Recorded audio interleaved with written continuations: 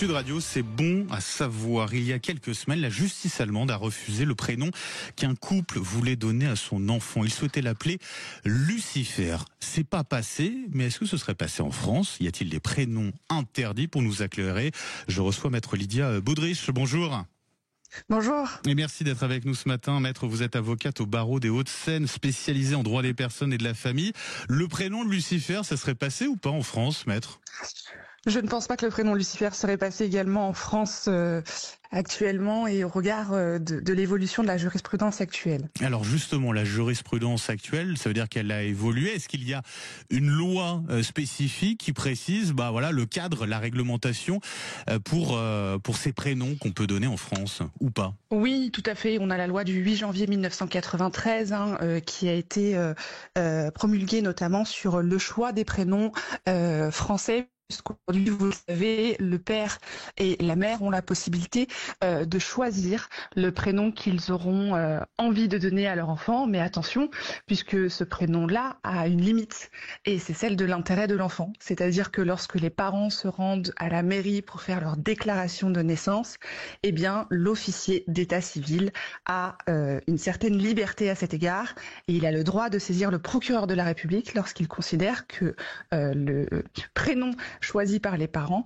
est susceptible de porter atteinte à l'intérêt des enfants. Alors vous allez sûrement me poser la question de savoir quel est l'intérêt des enfants. Bah oui, parce que aujourd'hui c'est assez vague, assez flou dit comme ça. Mais... Tout à fait, vous avez entièrement raison, puisque l'intérêt des enfants est assez vague, et c'est justement la jurisprudence qui nous donne finalement cette définition de l'intérêt des enfants, puisque on considère que dès lors que ça peut porter atteinte, notamment si c'est un prénom grossier, si celui-ci pourra lui porter atteinte lorsqu'il va grandir, ou encore s'il pourrait faire l'objet d'insultes ou d'une dégradation dans son épanouissement, eh bien, le procureur de la République a le droit de dire stop. Et c'est là que le juge aux affaires familiales va être saisi, puisque c'est lui qui va être compétent pour statuer sur cet intérêt de l'enfant, sur savoir si le prénom choisi est valable ou pas. Et c'est là qu'il va y avoir un débat contradictoire entre les parents qui vont se battre pour maintenir leur prénom et le procureur de la République qui va démontrer à quel point le prénom choisi va pouvoir porter atteinte à son intérêt. C'est là, maître, que vous intervenez. C'est quoi les prénoms les plus surprenants que vous avez vu passer? J'imagine que pour certains, on se demande ce qui est passé par la tête des parents, non? Oui, oui, j'en ai un en tête. Ça va sûrement vous faire rire, mais on peut parler du prénom Titeuf. Ah oui, Titeuf. Eh oui. D'accord, ok. Oui. Titeuf. Oui, on a également le prénom Nutella. Nutella, c'est incroyable. Aujourd'hui, aujourd'hui, on a des parents qui ont choisi. Comment ils justifient, ces parents, de vouloir donner des prénoms comme ça à leur enfant? Alors, pour reprendre l'exemple de Titeuf, on avait des parents, lorsqu'on leur a posé la question de savoir pourquoi ils ont choisi le prénom Titeuf, la mère nous répondait « Non mais moi je souhaite un prénom court, qui va vite et qui me permet de me rappeler ma BD préférée. » C'est incroyable, c'est incroyable. Je pense aussi, alors maître, aux associations, parce que il y a les prénoms qui posent problème, il y a aussi les associations prénoms-noms qui peuvent poser problème.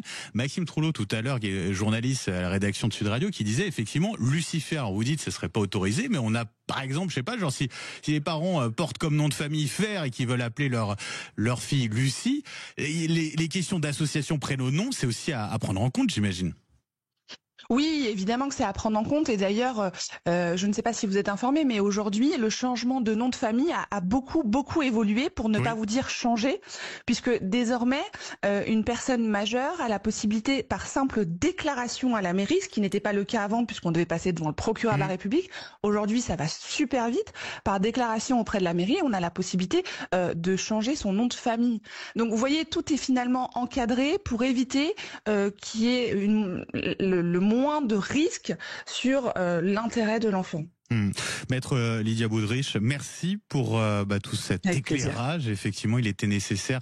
Je rappelle, vous êtes avocate spécialisée en droit des personnes et de la famille. Merci à vous et très bonne journée.